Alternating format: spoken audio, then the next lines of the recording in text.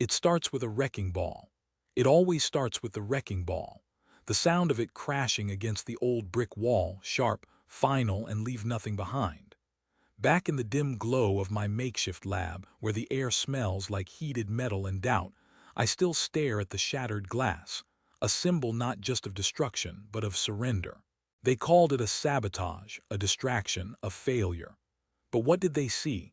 A child's doodle, a splatter of paint, a broken promise to turn trash into something more.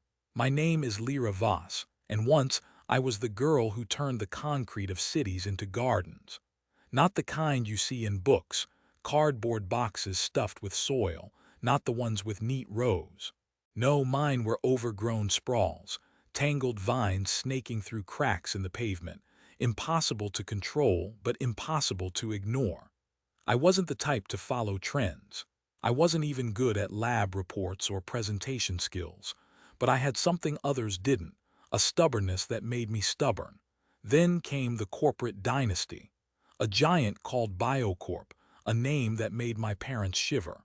They'd spent years chasing the sweet taste of profit, and somehow they'd nudged the cracks in their own plans. I was the wannabe herbologist, the voice in the boardroom who questioned the status quo. They told me again and again, this is a waste of time, you'll fail, you're an embarrassment. But I didn't fail. Well, not in the way they imagined. I let my plants thrive in the alleys, in the abandoned lots, where no one else dared to tread. And in doing so, I brought people together. A neighborhood once divided by petty squabbles, germs, soil, stories. I showed them how green spaces could grow out of nowhere, how life could outcompete power. But the rise of Biocorp was nearly inevitable. They had the resources, the connections, the fire to outspend us. And when they launched their Health and Harmony initiative, I was the only one who didn't come with a sales pitch. Just spent months tending to our gardens, hoping they would bloom into something greater. And then came the day I saw the gallery. My first exhibit. My first real chance to share my vision with the world. A small crowd gathered, their eyes wide with curiosity. Doctorna, my best friend, stepped forward and said, "This is beautiful." Her voice cracked. It's a miracle." I remember the sting of their words. Not just miracle, but unbelievable. You couldn't be serious. The stench of disbelief clung to the air, thick enough to choke. I didn't laugh, I didn't retreat. I stood there, staring at the paintings, at the way the light caught the leaves, at the hope in their faces. Those were the people I'd mocked, the ones who called me a fraud. And now they were watching me fail. But that night I didn't leave the city. I came back, not just to the rooftops, but to the heart of my family. The house was quieter than I expected. The same silence that had always followed me, the same skepticism in my parents' eyes. But when I stood outside, I saw the transformation. The gardens I'd planted were now thriving, vibrant ecosystems.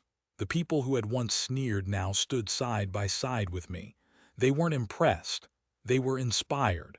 I told them about the gardens, not the plants but the people. The struggle, the sacrifice, the persistence.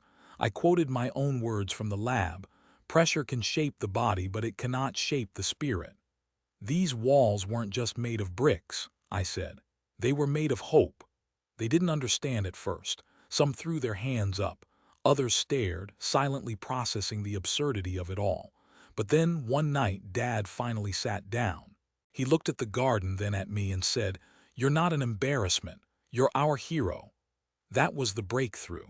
Not the applause, not the awards, but the acknowledgement. A quiet, unspoken moment where I wasn't just surviving, I was thriving. The next year, Biocorp offered me a job. They wanted me to lead their new sustainability initiatives. I hesitated. Would I let their ignorance define me again? But then I thought of the soil, the people, the stories I'd gathered. I couldn't let them silence the truth. I spent the next 5 years building something bigger than myself. Not just a garden, but a movement. I turned urban spaces into sanctuaries, partnered with local schools, and created programs to teach kids about biodiversity and resilience. My work didn't just grow plants, it grew people. And then the breakout happened. A documentary, a viral campaign, a pop-up exhibit in the city center. I stood on the stage, the crowd roaring, my hands stealing rain from the sky. My family watched once again. Their faces were a mix of pride, confusion, and something I couldn't name. But I didn't need their cheers. I had proof. The gardens I'd built weren't just green spaces. They were testaments to what happens when you stop letting fear tell you you're not enough. Years later, I still see those faces in my mind.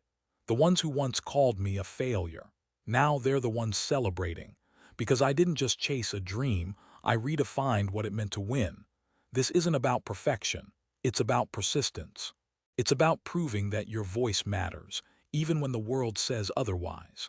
And as the wind carries the scent of blooming flowers through the streets, I realize something. Round will all learn. Go out there and grow something big. Because the world needs the stubbornness to believe in you. Word count, 1,000.